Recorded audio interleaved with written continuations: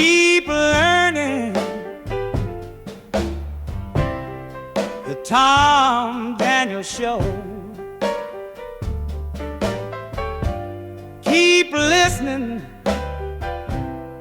keep learning the Tom Daniel Show. You're listening to the Tom Daniel Show, and I'm your host, Tom Daniel. Hey, quick question. Why was the piano invented? Well, obviously, to give the musicians a place to put their coffee. Now, today we're tuning into the piano. It's such a common instrument that you see everywhere, but its story's a lot deeper than you'd think. I don't want to approach this episode as just another boring history lecture about something ancient, but more about an inspiring story of someone ingeniously solving a problem. The piano is a technological marvel that changed music itself forever by answering a need for more expression. My mission today is to understand why we need the piano, where it comes from, what makes it tick, literally how it makes sound, and why it's still such a big deal. When you actually start to unpack the story of the piano and its pervasive influence, you might find it holds more truth than meets the ear. Now, this episode is a backstage pass to understanding the deep story of the piano, whether you tickle the ivories yourself or just appreciate the tunes. Now, to start off, I bet you can't even tell me the name of the person who invented the piano. Doesn't it seem like the inventor of the most significant musical instrument in the world should be a household name? Well, maybe after this episode of the Tom Daniel Show, you'll get that as a trivia question somewhere, and you'll get it right. Hey, just doing my part to help society. Now, before you can understand the invention of the piano, you need to know what came before it and why the piano became necessary to invent. It wasn't just a cool idea that popped into somebody's head one afternoon. It was a solution to a specific problem. What musical need was it designed to address? Well, in the Baroque era of music, roughly 1600 to 1750, there were two main professional keyboard instruments in Europe, the pipe organ and the harpsichord. Each had their own sonic characteristics that influenced the music written for them. Now, although there were other minor keyboard instruments designed for amateurs and home entertainment, such as the clavier, the spinet, and the virginal, the main ones were the organ and the harpsichord, and context is key here. Now, the pipe organ, and this might be a fun fact to drop on you, is technically a woodwind instrument because the sound is produced by a vibrating column of air traveling through the pipes of different lengths, and that's the very definition of woodwind. The only thing that matters when it comes to family membership for musical instruments is what vibrates. This is a very clear distinction. It doesn't matter what the instrument's made out of or what shape it's in. The only thing that matters is what vibrates. There's no such family known as keyboards because keys don't vibrate.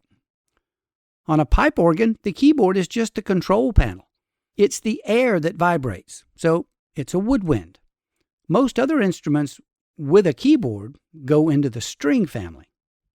Harpsichords go into the string family. They look a lot like pianos, except they don't have pedals. They produce a sound by a plucking mechanism that is below the strings. Whenever a key is pressed, the corresponding string is plucked, so it sounds a little like a brittle antique guitar. On the Addams Family, Lurch is always playing a harpsichord. Since harpsichords produce sound by having their strings plucked, every note is always the same volume, always. No matter how hard or how soft the keys are pressed, the volume is always the same. Hitting a key harder does not make it louder on a harpsichord. If you need a harpsichord to be louder, then you got to use more fingers, play bigger chords. This issue of volume limitation on the harpsichord is ultimately what led to the piano. Imagine trying to tell a story with only one volume level in your voice throughout the story. Now that's the challenge composers and performers faced with the harpsichord. You can play absolutely gorgeous music on a harpsichord, but you can't play expressively or emotionally. The desire for a keyboard instrument capable of expressive dynamics was the driving force behind the invention of the piano. Oh, dynamics, by the way, that's another word for volume in music. You know, loud and soft. People who write music for a living will tell you that all of the emotional impact of a piece of music is within the dynamics. It doesn't really matter which notes are played or which instruments are used. The heart and emotion of music lives within the dynamics. And the harpsichord just wasn't cutting it. The piano was specifically designed to fix the volume problem of the harpsichord. The piano has a hammer mechanism below the strings instead of a plucking mechanism. And when the key is pressed, a little hammer strikes the corresponding string to make it vibrate. Now, but here's the kicker. If you press the key gently, you get a soft note. And if you press the key hard, you get a loud note. This direct control over dynamics through touch was a total game changer. Now, the Italian word for soft is piano, and the Italian word for loud is forte. Therefore, the official name of this instrument we're talking about is the pianoforte, literally the soft loud. Over the centuries, we've just kind of shortened the pianoforte name down to piano. It's remarkable how the name itself so clearly articulated the core advancement of the instrument, the ability to play softly and loudly, which was a feature of almost every other instrument out there except the keyboard. The pianoforte was a keyboard instrument that finally could keep up with everybody else. Touch equals dynamics. So who do we have to thank for this marvel? Who invented it, and how rich did he get? Well, the piano's inventor was an Italian instrument builder named Bartolomeo Cristofori from Venice. He was a master craftsman and renowned builder of the harpsichord, and he knew them inside and out.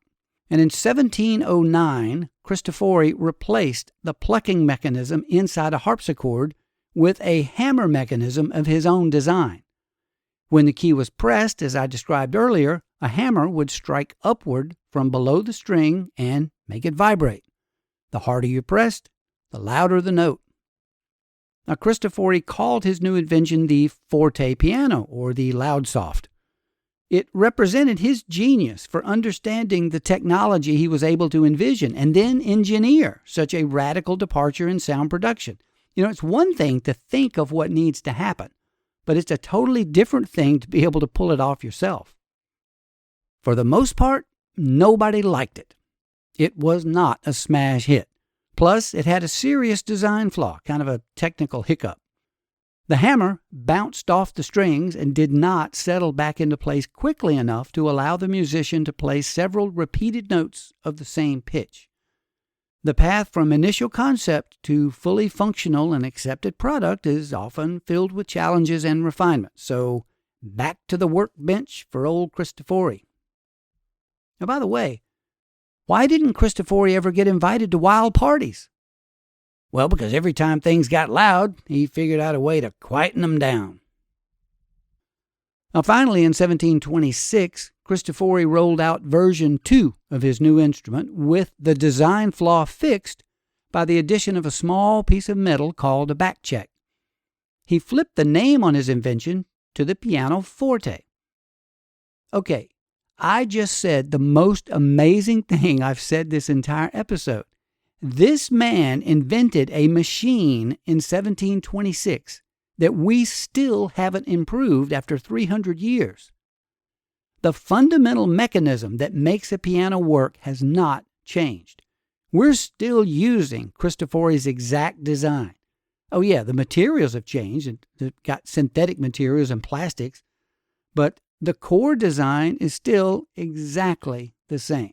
Now, to think that a mechanical solution to a problem conceived 300 years ago still forms the basis for such a ubiquitous instrument is astonishing. And for all that effort and all that expertise, Cristofori soon realized they didn't like this one either.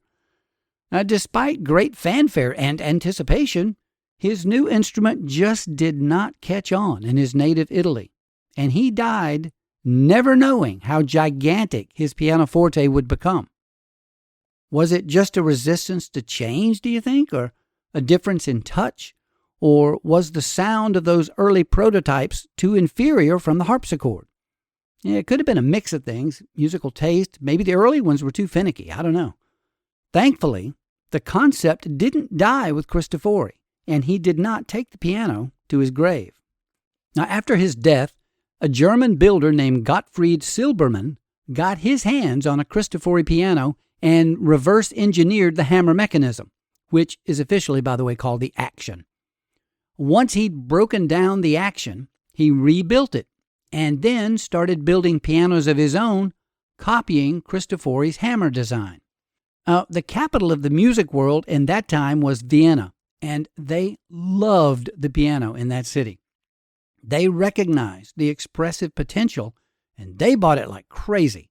Initially, performers just took existing harpsichord music and played it on the piano. I mean, you got to use what you have. But then brilliant composers like Mozart and Haydn started writing original music specifically for the dynamic range of the piano. And one simple generation later, composers like Beethoven, Liszt, and Chopin made a career out of writing new music for this thing. The piano gave composers this huge new palette of emotional colors to work with. The instrument and the music written for it evolved in tandem, each feeding the other's innovation and pushing the boundaries of musical expression. It's a classic feedback loop. Now, before we take a break, I'd like to tell my favorite ghost story involving a piano. It's a good one. It's called The Last Note. In the dusty corner of an old Victorian manor sat a grand piano, untouched for decades, except for the occasional whisper of a single key played at night. When Nicole inherited the house from a distant aunt she never knew, she moved in alone, eager to restore its fading beauty. But every night at 2:20 a.m., the same A would sound on the piano.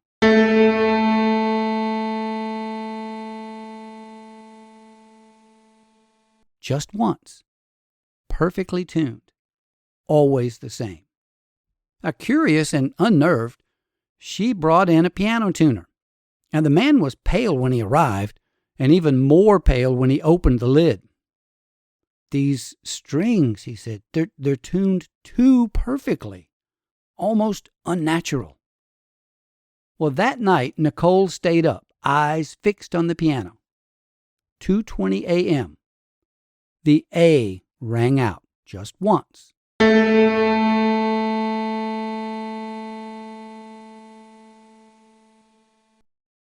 But this time, it was followed by a whisper. "Play for me." Against her will, she went to the piano, sat at the bench, and her hands moved. She played a piece she'd never learned before, elegant, sorrowful, haunting. Tears were streaming down her cheeks. She couldn't stop. In the morning, the neighbors reported music echoing from the house, but Nicole had vanished. And in the parlor, the piano sat with its lid open, the keys still warm, waiting for its next player. You're listening to The Tom Daniels Show. We'll be right back. What are you waiting for? The Tom Daniels Show. What are you waiting for? The Tom Daniels Show.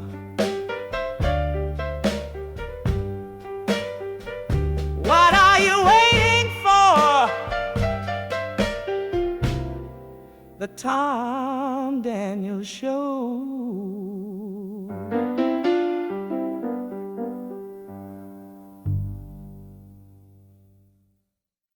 Welcome back to the Tom Daniels Show. Of course, Mary Mac just blew me away with some good old blues piano. Of course, Mary Mac is the world's most perfect band. Now, we've been talking about the invention of the piano, and I've got a question to ask the listeners who might be piano players. Can you tune your own piano? The answer is almost universally no. And other musicians are horrified by this. What do you mean you don't tune your own instrument? Clarinet players tune the clarinet, guitar players tune the guitar, trumpet players tune the trumpet. But piano players hire other people to tune it for them. And it's not because they're lazy, it's because they honestly don't have a clue how to do it. And not only do piano players not know how to tune their own instrument, we don't really expect them to. Everybody knows the piano's got 88 keys, but everybody doesn't know those keys correspond to about 230 strings that each must be tuned by hand, and it's extremely complicated and time-consuming. Now, fortunately, pianos don't need to be tuned very often. A clarinet, guitar, trumpet might need to be tuned once a day, if not more frequently. But a well-maintained stationary piano should really only need to be tuned once or twice a year. In order to tune a piano, there is a bad news, good news situation.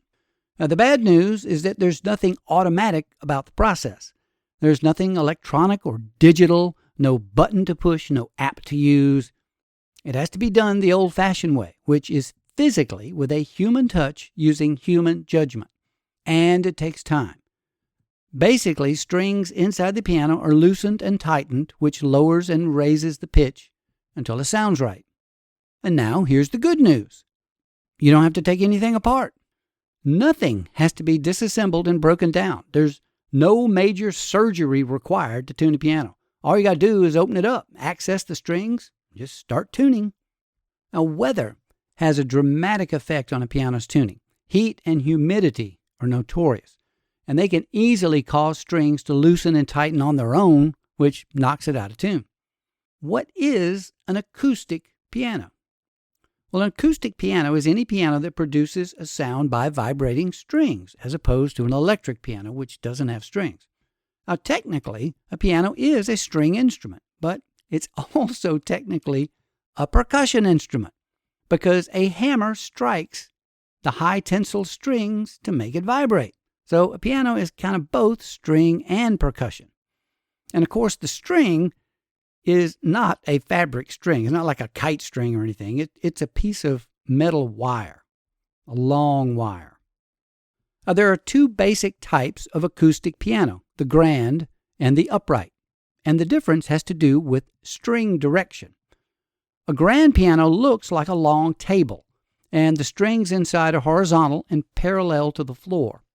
Now, inside a grand piano, the hammers are underneath the strings, and when a key is pressed, the hammers swing upward, striking the string, causing it to vibrate. An upright piano, on the other hand, is tall, and you can push it up against a wall. The strings inside an upright piano are vertical. They go up and down, and the hammer swings forward to strike the string, kind of like a woodpecker pecking a tree. Now, from time to time, I will see an advertisement where someone is selling a piano that they describe as an upright grand piano. Call this number. You can buy an upright grand. An upright grand. Folks, there's no such thing. Either a piano is grand or it's upright. Can't be both, because the strings can't go in two different directions at the same time. Anybody trying to sell a piano that they describe as an upright grand is dishonest and should be avoided right off the start. They're lying to you before you've even met them. They either don't know what they're talking about or they're hoping you don't. Little critical consumer advice here. Now, another piece of bad news for tuning your own piano is that specialized tools are needed. Now, the most important tool is the tuning hammer, which is not a hammer. It's more like a socket wrench. Now, you're not going to be pounding things with it, but it fits over the heads of the tuning pins, and you use it to loosen and tighten the strings. Now, I know I said it was like a socket wrench, but there are no socket wrenches already in your toolbox that will fit the tuning pins on a piano. They're specialized. They require a piano tuning hammer. Now, fortunately, you don't have to get like a whole kit of hammers. There's only one size hammer because there's only one size tuning pin. Every grand and every upright piano in the world right now uses the exact same size tuning pins. So tuning a piano also requires little rubber wedges. They look like little tiny doorstops made out of rubber. And they're used to fit in between the strings of the note that you're working on. And you'll also need a temperament strip, which is a long felt ribbon that can be used to fit between the strings of several notes in a row at the same time. Finally, some kind of pitch reference is needed. Now, there's phone apps that can do this, but when I tune a piano, I just use an old-fashioned tuning fork. Another piece of good news about tuning pianos is that the procedure for tuning either an upright or grand is exactly the same. You don't have to learn two methods. The only difference is that to tune a grand piano, you're facing downward to access the strings, and to tune an upright piano, you're facing forward. Beyond that, everything else is the same. Tuning an entire piano takes about 2 hours. It's extremely draining on your brain. I mean, you have to concentrate intensely the whole time. And I've even forgotten my own phone number sometimes afterwards. It's a mentally draining process. It's a lot like taking a long standardized test. I mean, it'll wipe you out. Basically, you use the tuning reference pitch, either an app or a tuning fork, to get one note on the piano perfectly in tune. Then you tune the middle octave of the piano to match the one note that you started with. And then you move outward from the middle, octave by octave, until you got the whole thing. And you have to concentrate extremely closely the whole time. You can't be distracted by music, TV, or somebody talking to you while you're trying to do it. And what about those pedals? You probably heard the joke about the kid complaining to his teacher that he can't reach the brakes on the piano. I don't know why that's always been so funny to me. Why does a grand piano have 3 pedals, but a lot of uprights only have 2 pedals? Well, obviously the grand piano's got a clutch, and the uprights are automatic transmission. Okay, that was stupid even for me. So here's the real scoop on those pedals.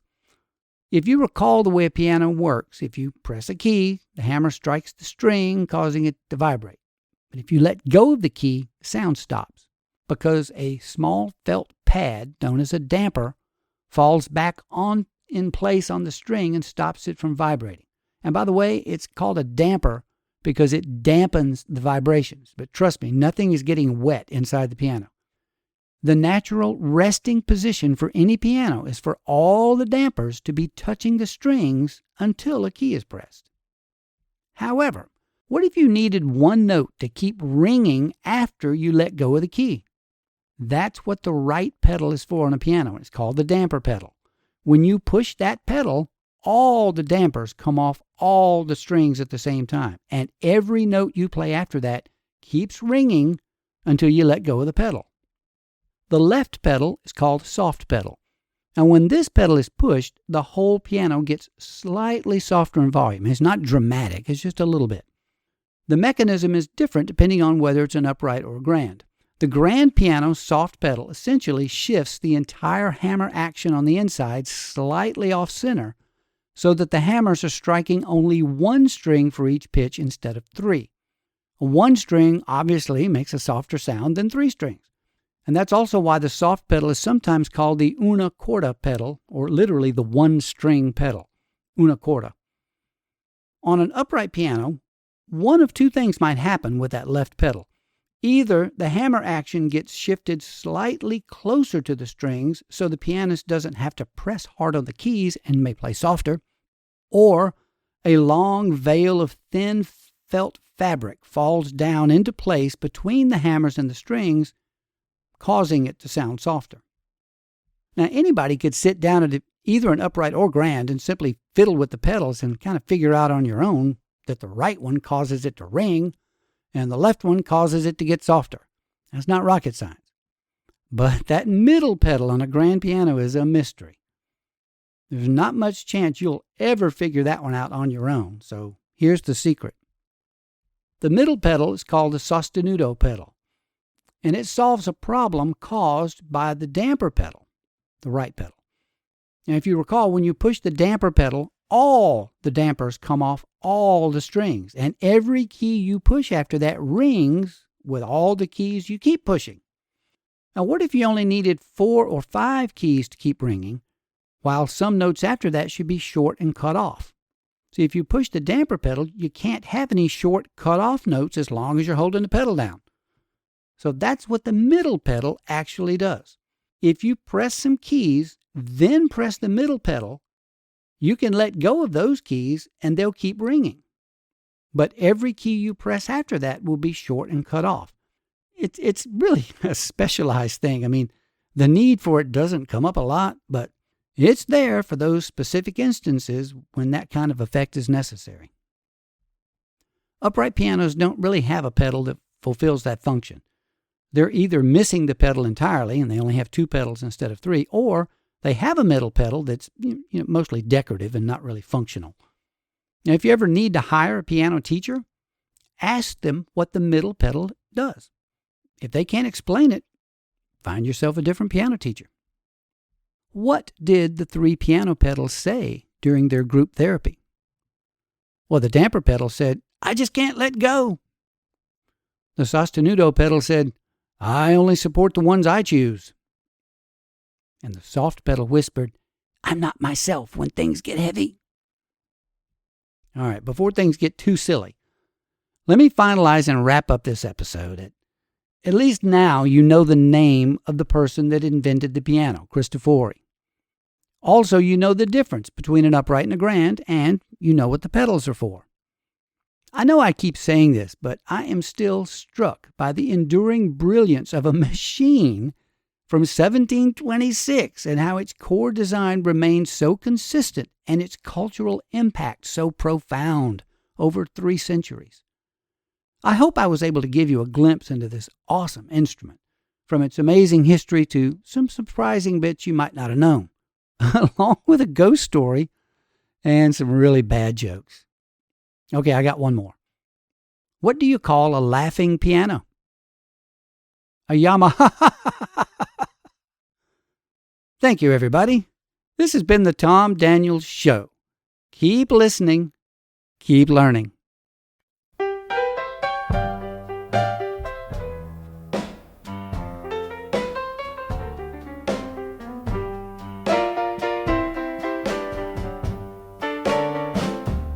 Keep listening, keep learning. The Tom Daniels Show. Keep listening, keep learning. The Tom Daniels Show. Take a break from your usual routine and tune in to the Tom Daniels Show. You'll discover the world of melodies and stories that you might not know. Keep listening, keep learning. The Tom Daniels Show. Keep listening, keep learning. The Tom Daniels Show. What are you waiting for? The Tom Daniels Show. What are you waiting for? The Tom Daniels Show.